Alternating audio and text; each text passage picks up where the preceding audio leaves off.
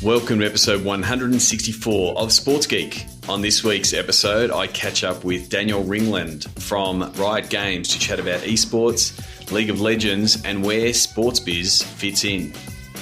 Welcome to the Sports Geek Podcast, the podcast built for sports digital and sports business professionals. And now, here's your host, who loves the fact that people listen from over 100 countries, Sean Callanan. Thanks, DJ Joel. Yes, I am very grateful that people from over 100 countries do listen to the podcast. My name is Sean Callanan, and you are listening to Sports Geek. You may be doing so at sportsgeekhq.com, which is the website. And because I haven't been geeking out enough lately, building chatbots and the like, I also decided to migrate my website, migrate the website to a new server. So sportsgeekhq.com is now on a new server. So if you do see anything broken, please let me know. There might be an image or two or a link or two that might be broken. But I think we tested most of the things. But you can always contact me at Sean Callanan via Twitter or at Sean Callanan in the Sports Biz Slack if you're in there with over nearly 1,200 people in there now. Or you can try the old-fashioned way, Sean at sportsgeekhq.com if you want to email me. Really happy to finally catch up with Daniel Ringland from Riot Games. I met him last year at a conference and sort of started my understanding, at least, of the esports landscape. He works for Riot Games, which, if you don't know, is the maker of League of Legends. And, it was good to catch up and discuss with him, I guess, what the esports landscape looks like, not just from a Riot point of view, but from an overall point of view, get his background. And then also some of the movement coming in with more professional teams being interested in the esports space. So we spoke to Nigel Smart from the Adelaide Crows earlier around their purchase of Legacy Sports as part of the Adelaide Crows. So sort of discussed how that process came about and how Daniel and Riot are handling other interested parties. So if you're a team that's interested in esports or just a sports business executive that's interested in understanding the esports landscape, this is the one to listen to. So here is my chat with Daniel Ringland from Riot Games.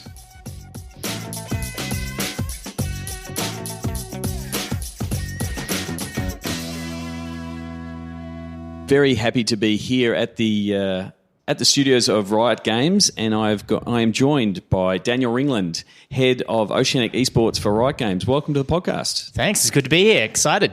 And just recently, and to give some context, we see the grand final banners. You've recently had the OPL grand final. That's right. Here in these studios. Correct. Before we get into that, we will sort of cover that. Can you give everyone who's still trying to get their head around esports, where does Riot fit in the esports landscape? Mm-hmm. Yep. So Riot is the developer of a game called League of Legends. Actually, I might go back one first.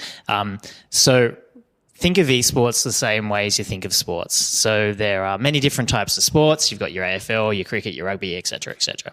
Esports is the same. Within esports, you have different games. League of Legends, Counter-Strike's another one people may have heard of. So Riot Games develops, publishes, and is the league operator for League of Legends. So whereas with Counter-Strike, for example, Valve is the company that makes the game, the esports leagues are run by different companies such as ESL. So with League of Legends, Riot manages, maintains, and funds the entire vertical from development all the way down to grassroots tournaments. Yeah, so again, so when you're talking about esports as vertical, I use the same thing of, NBA, NFL, and that kind of thing. League of Legends is like one of those sports, if you will. And so, Absolutely. And the OPL is the Oceanic League here in Australia and New Zealand? Yep, so the Oceanic Pro League is the OPL. We cover Australia, New Zealand, and many of the islands. However, realistically, most of our players are Australian or New Zealanders. We have had a new Caledonian player last season, but he's not playing anymore. So take us back. How did you get to where you are now at Riot? Like, how did you get into gaming? How did you get into the industry? So I got into gaming through a startup company I had. I played a lot of Counter-Strike in my formative years, and perhaps even last night, potentially. And we had an idea to generate revenue from our Counter-Strike game servers. So we started the idea. It was one of those, we literally came up with the idea at the pub, wrote it on a coaster, still seemed like a good idea the next day. We went with it. We had some success finding an advertising agency who wanted to purchase the space and on-sell it. It grew. We raised some money. It continued to grow. We raised some more money. We moved the company over to the US to work with Valve, the company that owns Counter-Strike. Started running out of money, and eventually we decided to shutter the company and move on. In that time, I'd met a lot of people in the gaming industry. I went to live in Los Angeles and work with a company called Xfire. Yep. And it was while I was living in Los Angeles that a friend of mine invited me to go and watch the League of Legends Worlds Finals Season 3, which was at the Staples Center. Yep. So at the time, I'd never played League of Legends before. I remember being at a bar around the corner from the Staples Center, and my mate drew the map on like a cocktail napkin. And I walked into the stadium, had no idea what League of Legends was. I had, the 2-minute introduction. But the thing that blew me away was the fans. Like, the stadium had sold out, and I'm sitting there confused as hell. But what I recognized was the passion in the fans. And I've watched the Wallabies play. I've been to State of Origin, and I felt that atmosphere, and it was the same in there. I just was blown away. So always having been someone that was passionate about sport and someone that was a video gamer, I was like, oh mate, this is for me. Put my application into Riot a couple of days later, and moved out probably 3 or 4 months later. So terrific. So over the last, 18 months, I mean, it's not just, I think it's great, gained attention for me. I think we met at Money in Sport last year, and you were speaking, and Dave Harris was speaking on, the opportunities of esports and where it's at. And, it's one of my first times that I've really opened my eyes to the opportunity and where it was, because it looked a lot like traditional sports when I started Sports Geek, in that all the teams were starting to be active on these digital platforms and didn't quite know, whereas esports, they're super active, and it was just a matter of a bit of connecting the pipes, because you've got these really active digital fans and participants, because they're both players and viewers, and the opportunity that's there. And there has been a lot of growth and movement in the last 12 to 18 months in the esports, both in Riot, but then just esports in general. Yeah, so esports in 2011 was the first time that Riot did it properly, and properly being, it was at a game convention in Sweden called DreamHack. And if you Google League of Legends 2011 DreamHack, you'll see basically fold-up tables, tablecloths, like super just basic, $100,000 prize, like, really small. And this year, the World Series will be played in the Bird's Nest in Beijing, right? So the growth has been incredible for such a short period of time. The audience is mainly young males between 15 and 30. And within that, it's probably 16 to 24 is where the majority lie. They are digital. Like, we find that our audience don't have TVs plugged in to anything. They don't watch Channel 7. Everything on their life is Twitch and Facebook, and it's all digital, and they play a game, which is obviously digital as well. So for them, like you said, like, we don't need to convince them to use all these digital platforms. They already are. We just need to provide them with good content so that they invest their time on these digital platforms looking at our content instead of the plethora of other stuff that's out there competing for their eyeballs. So, I mean, it is very much similar to what a lot of the teams and leagues have done. We see teams and leagues follow the leads of Major League Baseball and the NBA in building out these media organisations and owning their own content and those kind of things.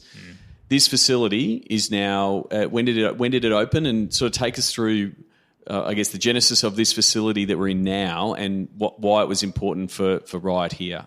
Yeah, so the facility here has evolved over the last 3.5 years since I've been here, as esports has in the region. So when we moved into the studio, we didn't think esports would kind of get to the levels it has.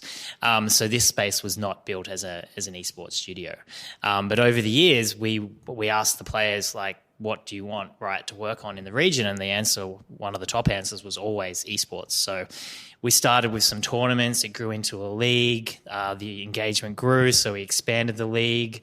Behind you, you've seen the production control room. That used to be the set room and the production control room, whereas now we have a proper audio engineer who works on the audio, for example. In the first season, I was manning the audio panel after hours. So what we did in 2016 was we separated the control room and the set room, and we made the control room a lot more sophisticated. And we also built the in-house studio where the players come. So we've got 2 rooms where the 5 players will sit. We've got the cameras in there, everything, all the colours and the lighting changed to represent the team logos. And 24 times a year, the teams will come and compete here in the studio. So whereas last year, the players mostly lived at home in wherever, New Caledonia, New Zealand, Melbourne, and played online, they now all have to come into the studio once a week. So by evolving the league to the point where they have to physically attend the studio, they now take it a lot more seriously. Like, this isn't something they do on a Tuesday night after uni. This is what they do with their time, and maybe they do uni around it. So we saw a huge it's just a lift in professionalism. Absolutely. It's a little bit similar to, talking to Nigel Smart when he was talking about the AFL. When he started his career, he was working and playing AFL, and then they changed to full-time AFL during his career. So it was a little bit like that the fact that they're turning up to a stadium or a venue, but also, did it improve both the broadcast and the gameplay because you're not having networking issues and that kind of thing because you're all in one place? Yeah, so the gameplay improved because they train a lot more and they all take it more seriously, so the games tend to be more interesting. The broadcast improved for 2 main reasons. The first was this year we completely renovated the control room. Yep. So we threw out pretty much all the equipment except one thing, and we went to companies that had worked with Fox Sports and Telstra and built their production control rooms, and we said, give us one of everything. So the room next door you could run a tennis game out of, like we have all that equipment, and then we had to hire the people who know how to work that sophisticated equipment. No more audio panel for me, luckily. So that was one piece, but then the other piece is having the players here and getting to create content around them and get their personalities on the broadcast and on social media so the fans can get to know them. That's been really, really powerful.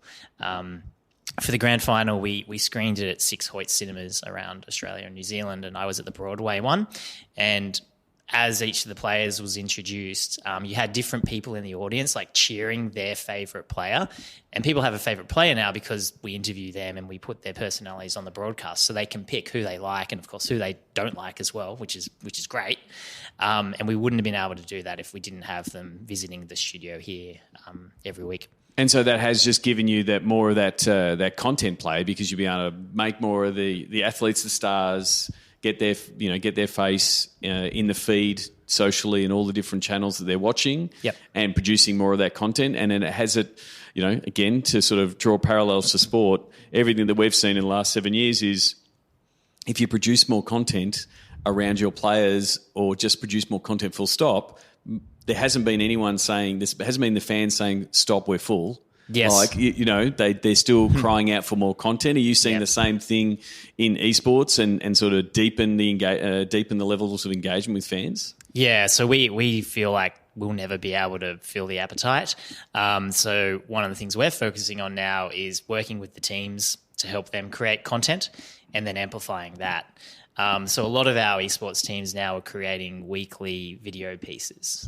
Some of them have various shows. Avant-Garde has a series of shows, some which are like serious analysts, and then like there's one where one of the players through his streaming has been known as a good cook, so he's cooking. Yep. So all of that sort of content is great.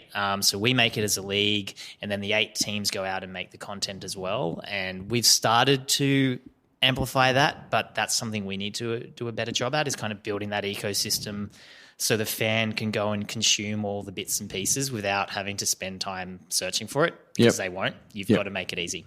And so then you're now, because you're in that position of effectively, league, and you're running all of your initiatives, but now you also want the teams to produce that kind of stuff, but you've got teams with differing levels of resources and skills and those kind of things. So how do you try to get that balance of, we want everyone to be able to share their story, but obviously there's resource restrictions and time and access to players, those kind of things.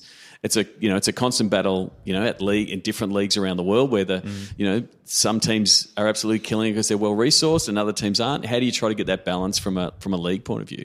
Yeah, so some of them, it's definitely accurate that some are putting a lot more effort into it, and not all of them are actually doing it. They're all at different stages of their growth. So Legacy, for example, they're obviously owned by the Adelaide Crows. They're fairly advanced for an esports team now. So with those guys, they pretty much just do it, and we just look to amplify it. Some of the teams are just getting started and they might have the right equipment, but the content might not be as good as we'd like it to be for one reason or another. So we give them feedback. And then depending on what the content is, it affects how we amplify it. So like a retweet on Twitter would be different to a news article around a content piece, for example. But we do say to them, like, hey, once you get content to a certain level, like, we'll be able to do more with it. And most of them that are doing it are striving to hit that quality bar. And I mean, as people like, the Crows come on board, Dave Harris, former NRL, moving in with the Direwolves, and sort of bringing a bit more of that different sport IP into the space. Do you see, the old rising tides lift all boats, as that professionalism sort of kicks in? It's sort of other teams are starting to look at those levels to say that's what we want to strive for? Yeah, they all want to win. And one of the great things about having all these different owners involved is they all have very different ideas on how they're going to achieve success, which is great. Because we don't want to say, hey, if you want to, win worlds, you have to do this. We want them thinking about how they can get an edge over each other and maintain that friendly competition. So it's been really good seeing how they are all. I mean, they're all still kind of at the beginning of their esports journey. Dave Harris has owned the Direwolves for a year, and he's like the kind of the old man of esports as far as how long he's been around.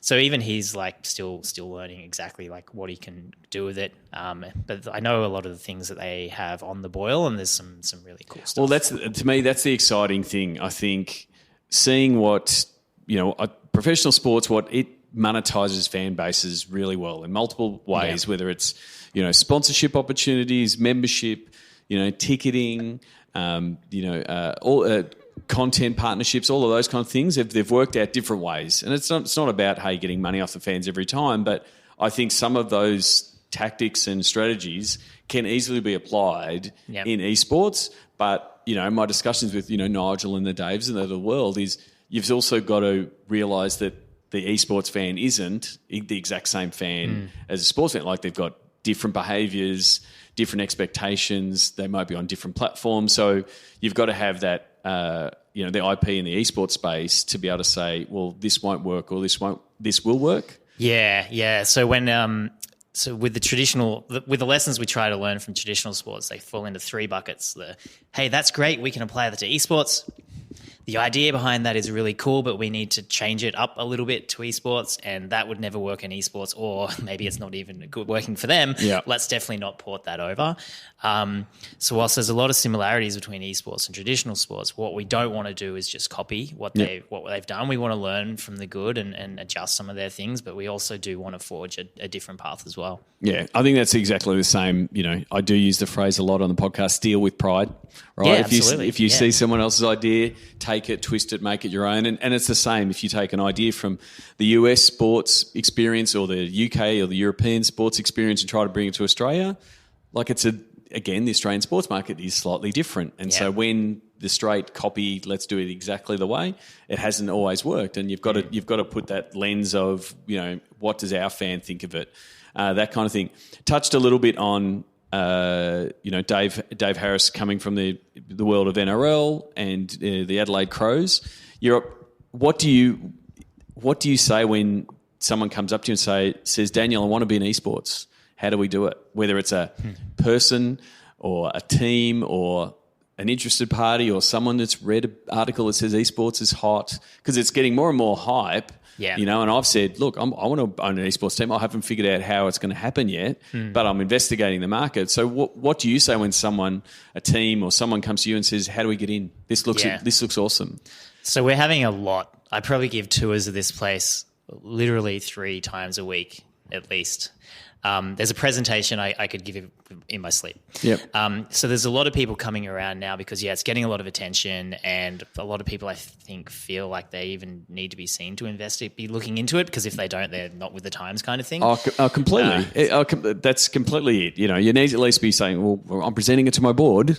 Yeah, that's right. But I still don't quite know what it is. But that kind of thing. Yep. There's a bit of tire kicking going on, but there's also a lot of people that are genuinely interested, that I think it could work for them and it could work for us. So sometimes you just got to go through all of it and find the people that are the right fit. So the way I introduce people to esports is I run them through a pretty detailed presentation on the whole ecosystem, where it's at. I make it very clear that it's still early doors.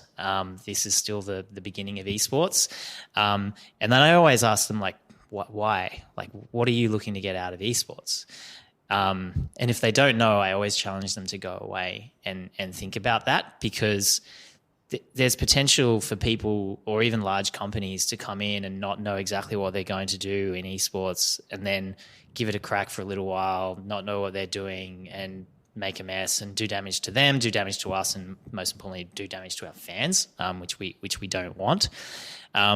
So if they understand what they want to get out of it, I would share any concerns I have about, I'm not sure that's possible, or, that's 5 years off. I hope you're in it for the long haul. Yep. And really just manage their expectations. And then after that, if they're still interested, and if they're like, this is us and we think we can do it and we're prepared to stick with it, then I would look to introduce them to whatever the idea is. So if it's, hey, I want to buy a team, I would put them in touch with teams that are for sale. Whatever it might be, we would explore it from there. Yeah, because it does really, when there is hype, because, my joke at the minute is I'm just going to buy an esports team with cryptocurrency, right? Because you just push them both together and you're on a winner. That's the thing. They've got to have the why, and part of it is, and this is where I was really impressed with the amount of work that Nigel put in to understand the esports space. Yep. To both go, well, here's all the different opportunities. There wasn't just option 1 and 1A buy a team. There was all these other opportunities, but then to understand, what were the goals from the Adelaide Crows point of view, and what opportunities it would present to them, and that kind of thing. And so until you get into that, you've got to get, up to your neck in knowledge, which is what, Nigel did for the Crows, and trying to work his way through it to be able to understand, well, why are we doing it? Because, one, you've got to be a champion in your own team to say, this is why we're doing it. But you've also got to say, this is the path, and this is where we could benefit. And also you're on the other side of the table as the gatekeeper, because you don't want to let in a bad owner or someone with the wrong intentions or misguided intentions or whatever. So, that's pretty much you're both guarding the game and the fans, as you were saying before. Yeah, absolutely. And the Crows and Nigel and Nick that worked with him, we were impressed with them from day dot. They asked really good questions. They challenged us. Every time we met with them, we could tell in the last weeks or whatever it had been, they'd spent a lot of time deepening their knowledge. So it was obvious with them, and with all the current team owners we have, actually, I would say they all were very serious about it. They put the time in, because to learn about esports from not knowing anything about it to the level of knowledge you need to decide whether it's a good investment of, not insignificant amounts of money. Yep. that's not a couple of days. That's a serious amount of due diligence and education. And if you're not prepared to put that in, well, like, I'm doing you a favor by talking you out of it, put it that way. Oh, completely. I mean, I did ping Nigel before this and asked him if he did have any questions. And one of the ones that he had was around data and fan analytics and trying to have a better understanding of fans. Do you feel like you're getting better at that? Is that on the roadmap to start understanding your fans better from the data that you're getting from them? Yeah, so this has been one of the great things about having these guys involved, is they're pushing us to think about these sorts of things. Hasn't been a priority for us until recently. The first few years was all, let's build the foundation and set up all the basics. But now the teams are pushing us like, hey, like, we want to understand who our fans are, where they are, what they like, why they're a fan, why they're not a fan, like all those sorts of things they think about. They're pushing us to think about. So we are. We're still early in our journey there. It's not something we have experience in. Like, if it comes to gamers, like, we understand that and understanding why people like a game, and there's probably some same but difference between that and understanding fandom. But yeah, that's something I'm looking forward to having those guys really push us on. Yeah, because I mean, the thing is, because they're coming at it from their angle, they're this is what our sponsors are going to ask, because and as you're trying to build out this product, it all comes back to, well, who is your fan? Why are we trying to reach them? Yep. And you've got a very attractive fan demographic, right? That advertisers want to get to. So that's where it does make sense. Speaking of sort of media and those kind of things, you recently did a deal with Twitter, and the grand final was telecast on via Twitter. Yep. So grand final went out on Twitter, Twitch, and YouTube. And how did you find it? What was the take-up of that? Did that, was it people? Did you get much stats of people started watching it there, and then it reminded them to go back to Twitch, or reminded them to go back to YouTube? Where were they moving from and to? So we don't have a lot of that around the grand final. They haven't sent it through to us. It was just a few days ago. But with the League of Origin, the event we ran earlier in the year, which was on Twitter, we had, I think, about 1.4 million uniques tune in. That's global. Yep. And the thing that was surprising to us and to Twitter was the average watch time was 10 minutes. Yep. Which for Twitter video, that they were blown away by that. So that suggested that people watched it on Twitter, rather than getting reminded and then going to watch. But it also most likely says they are new fans, because the new, the established people who are going to watch it are watching it on, because the 10 minutes is a tiny time on Twitch. Yeah. Right, yeah. But you get ridiculous length of viewership on Twitch. So that's I've been really impressed. And I have said on the podcast, I don't know where Twitter's headed.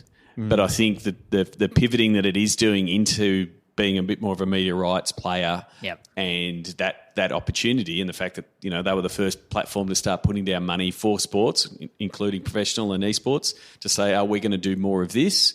I think it's smart move, and I do think that the esports scene, again, from what I've gathered, and since following a whole bunch of, it's a super, a lot of other channels and verticals are slowing down and just broadcasting on Twitter, but esports is super active on Twitter.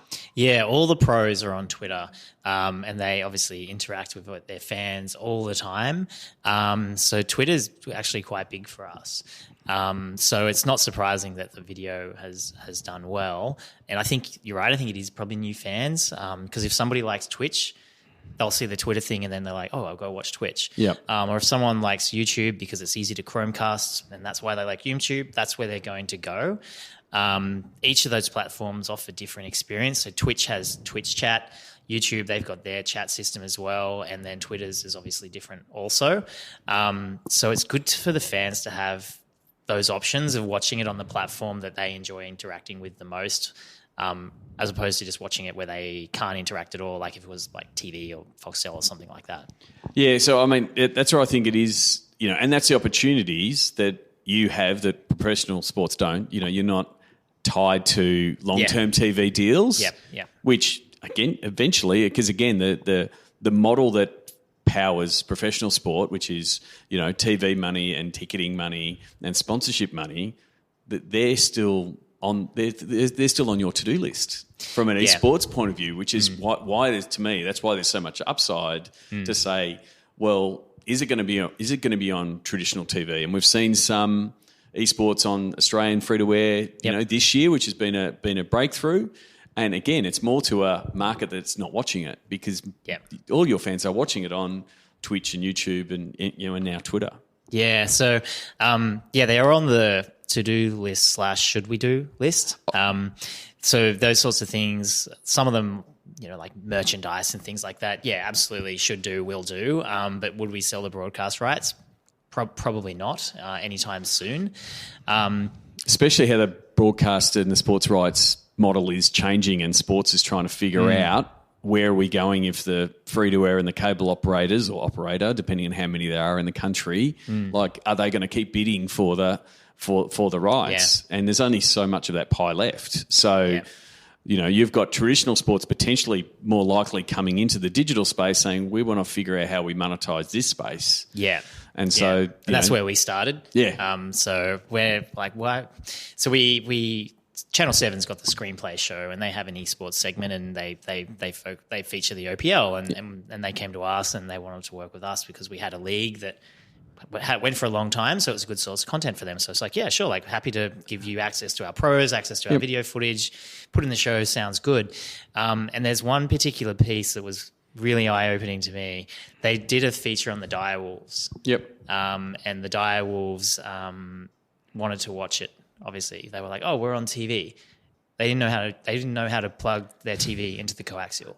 Like, the TV in their house wasn't plugged in. They looked around the house. There was no coaxial cable. Couldn't watch it. That's a bunch of 23, 24-year-olds. Yeah, that's funny, but they could have just streamed it via the app. Yeah, I guess they didn't know it existed.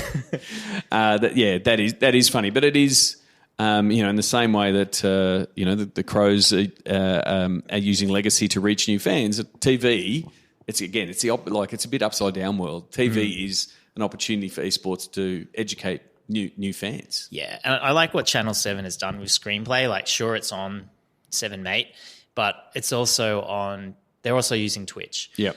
They're also using Facebook and Twitter. So, yep, they've got their kind of core thing there, but they are also experimenting with what they can do in the digital space. Because if their whole strategy was, let's get a 22-year-old to sit down and watch Channel 7, well, it's just, some sure, but it's en masse, it's not going to work.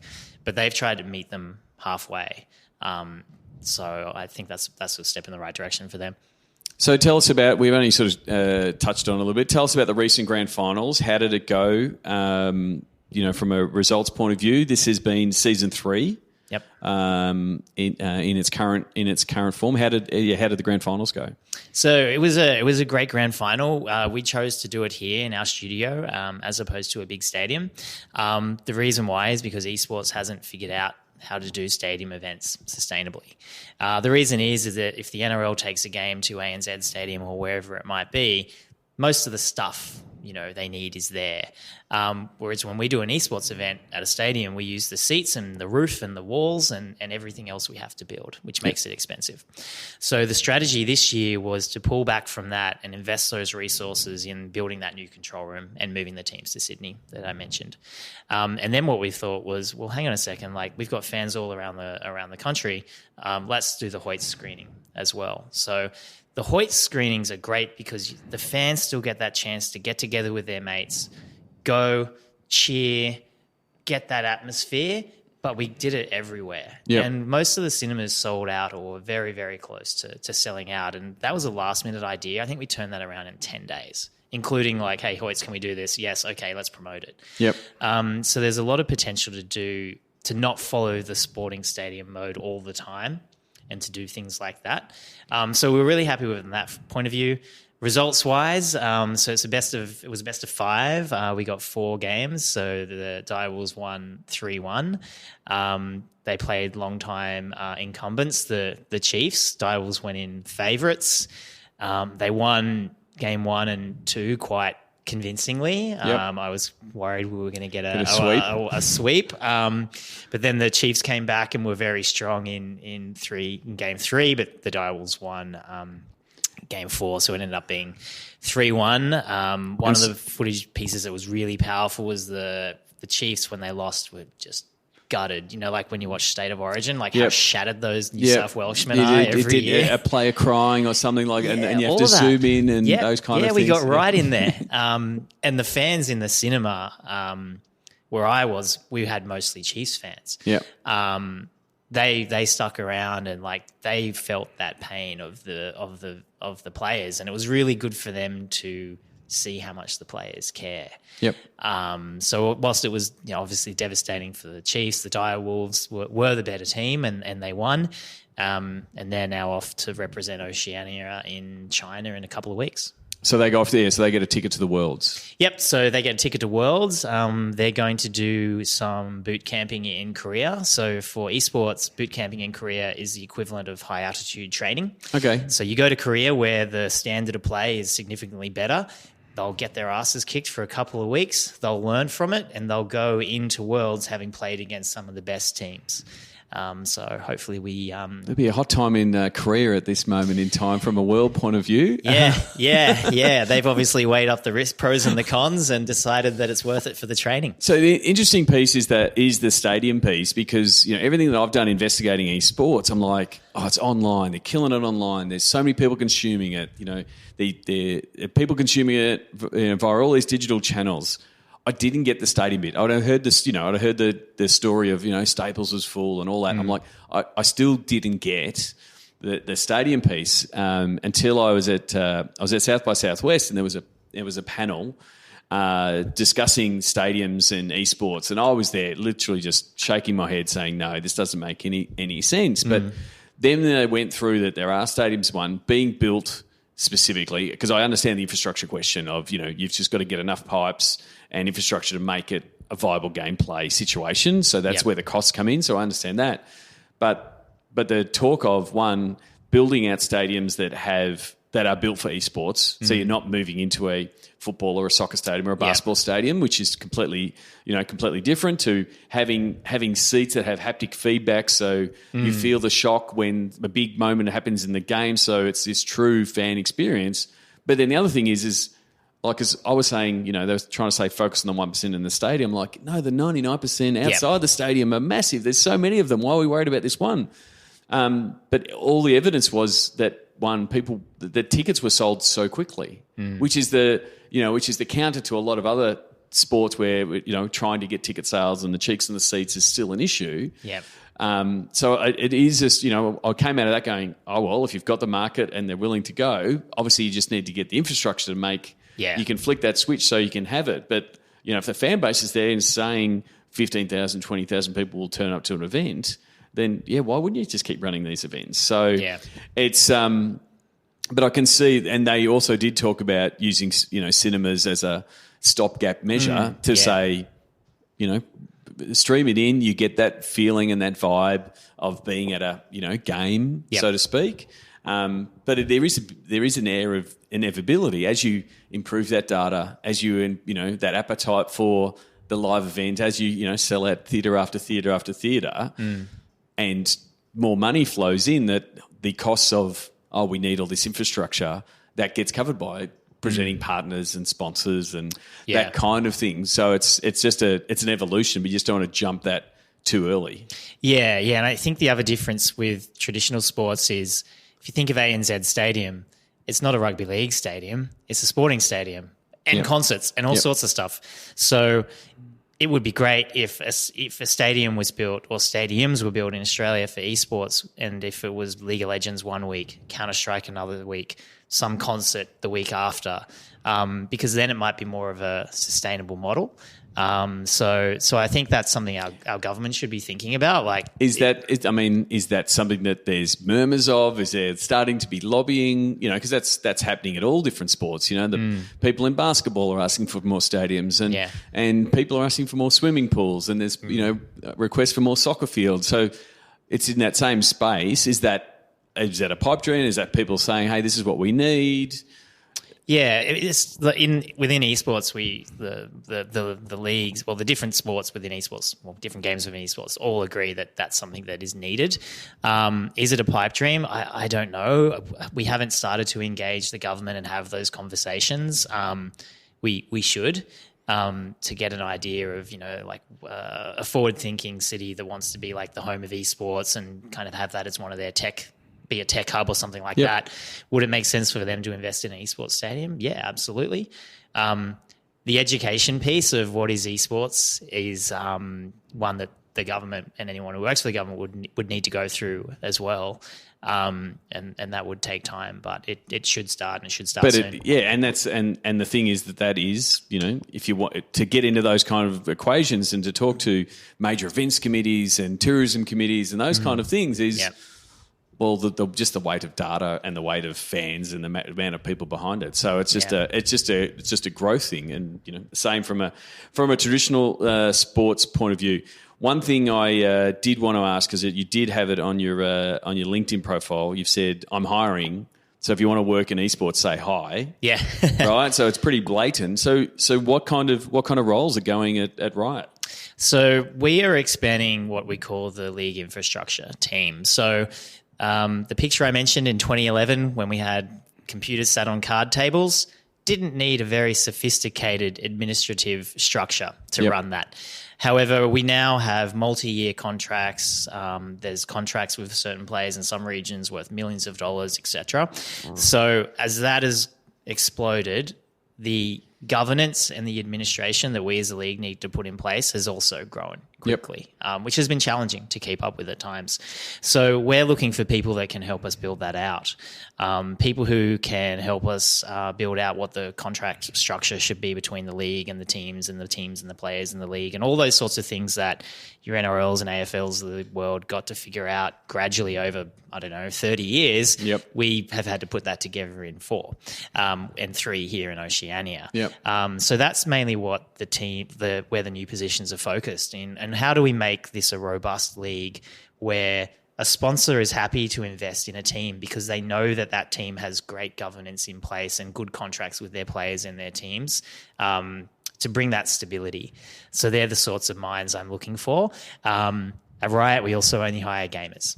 So by the time we look for people that are really good at what they do, are passionate about gaming, and have knowledge of these other areas, there's a fairly small pool. So if that fits you, hit me up on LinkedIn. All right. Well, you heard it there. There was no job description. There was just pretty much, we need to expand. If you're a gamer that think you can help, get in touch. Yep. So I want to finish off with the Sports Geek Closing 5. And I will qualify some of these for esports, but because I think, do you remember your first sports event you attended? And then I might get you your first esports. Yeah. So I'm a Rabbitohs supporter, proud Rabbitohs supporter, which is why I remember the first sporting game I went to, which was a rugby league game, and it was a Roosters game. Because my dad was a Rooster. So that's all I actually remember, sitting in this stadium and feeling sad about being at a Roosters game. They weren't playing the Rabbitohs. I don't know who they were playing. Oh, okay. So I was just there. And for some reason, I don't know how old I was, probably pretty young. So just scarred for life is pretty much what you're saying. Yeah. So I don't know where the hatred for the Roosters came from that event, or just the natural hatred I feel for being a Rabbitohs supporter. But yep, that was my first and your first esports event? So that was the one in Los Angeles. And that's not a bad first esports event experience. Yeah, it wasn't bad at all, was it? And that was obviously a mind-blowing and really changed my life. That event did. Favorite food? Do you have a go-to food at a sports event? Yeah, I can't go past the hot chips with the malt vinegar on them. Oh, okay. Love it. Yeah. Is there a gamer food that happens at gaming at esports events? Pizza. Gamers love pizza. So at League of Origin, the tournament we had earlier in the year, Pizza Hut sponsored that and provided free pizza for everyone for the whole event, and there were some happy gamers. Oh, that's good. What's the first app you open in the morning? Reddit. Yeah. The second question I had is Discord. Are you guys like that? For the people who don't know, Discord is the messaging platform of gamers. Is that probably a good way? Yeah, it's like a voice chat platform. So if you think of Skype, where you have contacts and you can create a group of people and chat, it's a much more sophisticated version of that. So I'm on Discord most days. after a long day doing esports, I'll go home and I'll play video games with my friends or with people from the office. And because we're each in our individual homes, we'll want to be able to communicate verbally. So we use Discord. We also use Discord to communicate chat and voice with our team owners. Okay. And our team captains and things like that. So Nigel Smart from the Adelaide Crows, he'll have a Discord account. It might have been new to him, and he's now using some pretty new gamer technology. Yeah, well, that's the thing. I mean, as someone who uses Slack, and we've got a active Slack community from the sports biz point of view, I keep hearing more and more of Discord is Slack out of the esports space and out of the gamer space. That's their preferred platform to move to. So I'm on it. I'm not active on it. I'm still trying to figure it out myself, but I'm always interested in where that tech's going because whether it just stays in the gamer space, whether it busts, because there's talk that it might bust out and work in other verticals. It'll be interesting. It's simple and effective, and that's what makes it so great. It's just easy. And really very good. And who do you think the Sports Geek podcast listeners should follow and why? So, Rick Fox. And Rick Fox, former Laker, and now owner of esports. Echo Fox. Echo Fox is his esports team. And I like him because he's so passionate about everything he does. He obviously tweets a lot about basketball still, but he also talks about esports. And the thing I really like about Rick is he has the same level of respect for his esports players as he does for the basketball players, because he recognizes that they are to their peers, that aspirational, the top whatever percentage of the players, and he doesn't look down upon them or anything like that. And he just seems very genuine with all the content he posts. He posts video content that the team makes sometimes, and he's in a lot of it. And I've found a lot of the things he's posted really, really moving and inspirational. Yeah, and he is, again, going back to, he is a gamer. In his story he says, well, I was always a gamer, and that's what attracted me to the space. I've listened to a couple of podcasts where he's been on and sort of told his story of how he's got into it.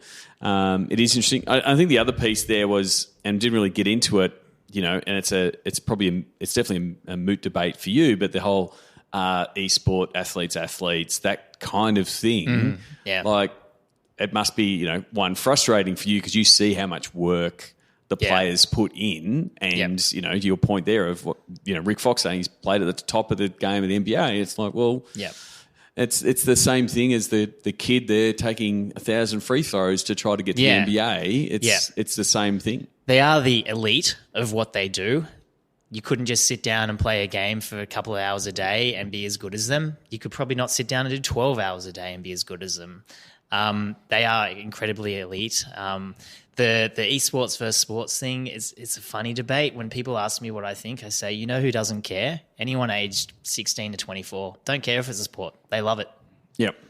Yeah. And I completely agree. I think the other thing will be interesting to watch over the next 5 or 10 years is whether the time in game that an athlete has lengthens. We're seeing Roger Federer, still being a top flight tennis player at a much older age than previous tennis players of other generations. Is that going to start, is things like better health and training and the stuff that the players are doing, is that going to elongate their careers? And it would be good because then the stories get longer. That's right. People, the connection with the fans. You're not churning through, players in 2 or 3 years and you don't really get to know them, and they come out the other side at 22 and say, I'm no longer a player, I can't keep up. But there is a lot of, and again, talking to Tom Halls, there is a lot of stuff around reaction time that's the same as F1 drivers and the like. Lastly, and we might have already answered it, but what social media platform is your MVP? So for a brand looking to, I think it's Facebook. Everyone's on it. Yep. you have to get creative. You might have to invest some spend if you really want to make sure something reaches everybody. But that is the platform that everybody uses. So if I could only have one, that would be it. And I think, some of the stuff that's interesting, and it's only just come in the last couple of weeks, the Watch platform, where shows are getting released. Yep. So the LeVar Ball and the Ball and the Family's brought out his own effectively Kardashian reality show, and it's coming out in episodes on Facebook. Yep. And so I think the natural opportunity now is, well, are you going to do your own show around the league, profiling people, whatever it is, and that might be the platform. Yeah. And then that becomes the platform you start with. So it'll be interesting to see how Facebook pivots. Like they've launched 5 or 6 different shows in the last week or two. It's going to be interesting to see where sports fits into that. Yeah. As an opportunity, because again, it's going to be a platform where everyone's on. So why wouldn't you sort of leverage it? Yeah, you'll see esports moving pretty quickly because, like you mentioned, esports doesn't have those deals that prevents them, and we're still a very nimble industry. So I wouldn't be surprised if those sorts of things pop up at all. So lastly, where can people find you if they wanted to, say, send you a tweet or connect with you? So I'm on Twitter at Riot Stupendous. Stupendous is my gamer name. So within esports, people go by their gamer name, not their given name. Yes. So I can be reached there. And of course on LinkedIn as well under Daniel Ringland. Well, terrific. Well, thank you very much for coming on the show, and all the best for the next season at Riot. No problem. Thanks for having me. Sign up for Sports Geek News at sportsgeekhq.com/sign up now.